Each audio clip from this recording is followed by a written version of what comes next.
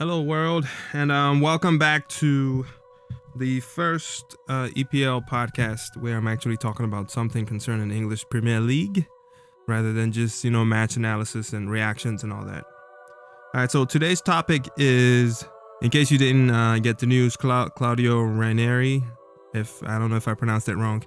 Well, Leicester City manager, he just got sacked today. And that, to me, that is huge, and that to me that is crazy, because obviously this is the same guy that took them from oblivion to glory as they were crowned EPL champions just last season, and it hasn't even, and this is like mid-season, and as of now Leicester stand 1 point away from the relegation zone. They're 17th in the Premier League table. They are not doing well as far as that goes. And I think they're hanging on in the Champions League too.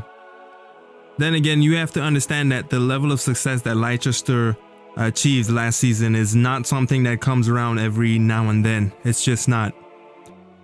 Then you have to look at the way, or let me put it this way. I believe the only reason that they were able to win the EPL last season is due to the fact that majority, excluding Spurs, majority of the EPL teams, the heavy top 4, top 5 were just underperforming. Let's not even talk about Arsenal, because it's the same thing with them every year in the league. But majority of them, I'm talking about Man U, Chelsea. Chelsea were going through a rut with Mourinho. That's why they had to sack him too before, I think mid-season too. Chelsea, Man U were out of the Champions League and still trying to sort themselves out since SAF left, and they've already been through 2 managers and couldn't get anything right under LVG.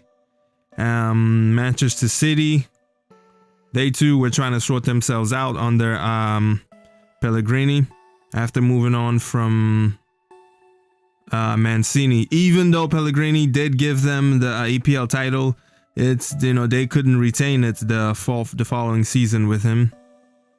And which leaves Arsenal, Spurs, and then Liverpool too. Since Suarez left, they haven't been the same. No Champions League football, nothing. And all that aligning together paved the way for Leicester, because Leicester at that time and the point were the only stable team. They had a stable manager, an identity, and the players, were all in one accord and not beefing with anyone. Which was also what helped them to, last the course of the season, and at number 1, all the way to the last day. They were grinding out the 1-0 wins, the 1-0, or if possible a draw. They just didn't, they got it together more than the top 4. And that type of success is always followed by what is arguably, or what I believe to arguably be the most crucial transfer window of that manager's career. Because that transfer window can decide how the rest of your season is going to go. Because anytime any one of these teams rise up from the ashes and wins the league, then, all the big boys, come around knocking on the doors trying to, nitpick and pluck out the players, say, hey, look, we can offer you better wages, Champions League football, blah, blah, blah. Come join us. We need you. We need you. And maybe I'd say 8, 9 times out of 10, these players leave the club. These players do. And when Leicester lost Kante, hi. I mean, maybe it's going to be a while before Mendy, fits in and, comes into his own. But when he lost Kante, they should have immediately gone for somebody of equal level. Someone. They should have immediately gone out and signed someone that was off the same level as Kante, which they didn't do, and they went for the much younger choice, the much prospect, which so far this season has failed them, seeing as they're at 17th, 1 point away from relegation zone. That transfer window, I don't think Claudio made the best choices concerning, reinforcements for the players that left. Even though Vardy and Mahrez stayed, despite all the rumors about them going here, going there, they still needed to, sort out that midfield. And I think that's where Ranieri just failed the team as for his transfer choice. And this level of success, it takes time to maintain it. It has never happened when an underdog team rises from the ashes, becomes champions, and then repeats as champions the next season. That rarely ever happens. I'm not sure if it has even ever happened in the history of football. If it has, it's probably a long, long, long time ago. But not in this generation where the game is saturated with money, and the big teams can only get stronger and stronger, and making it harder for teams like Leicester to break through over the course of a season. Sacking him to me is still crazy. I don't know what they were smoking over there. And as far as replacements, they haven't said anything, and nothing else has come out.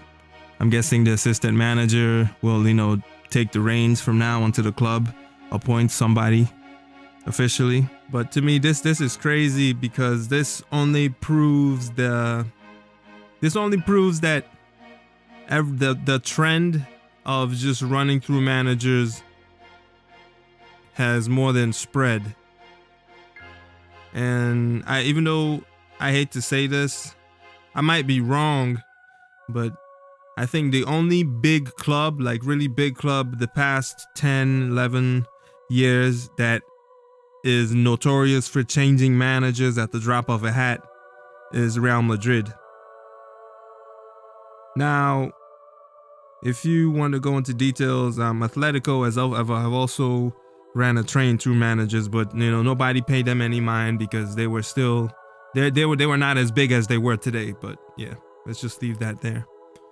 But the big club that is notorious for changing managers has been Real Madrid, and I believe that trend has spread like wildfire. I mean, who would have thought that Claudio Ranieri would get sacked mid-season? I mean, no one expected Leicester to repeat as champions, or even win an FA Cup, or make something of this season. No one. Even though all eyes were on them after the magical last season. But this is crazy. Because if Diego Simeone can still keep his job, even though he didn't win anything for Atletico since he last won La Liga, I don't really understand the thought process over there at Leicester City as to why they would let this man go. The season after, he just helped them win the Premier League title. And I know this season in the league, they've been getting whacked and smashed by the top 4. Even though they still couldn't beat Arsenal last season too, when they won the league. But to me, this is nuts. This is insane.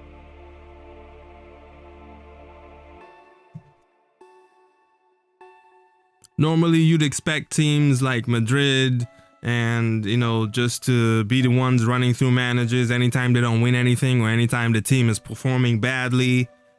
But to see that Leicester has also kind of taken the first step into that trend, which I hope they don't do it, because they don't need that, because that just brings instability, that just brings more uncertainty, and just adds more, it just makes the manager's seat even hotter than it needs to be. Because teams like this need stability, teams like this need an identity, and when you get rid of the coach that just helped you guys win something, despite how bad they're doing, oh man, I don't know.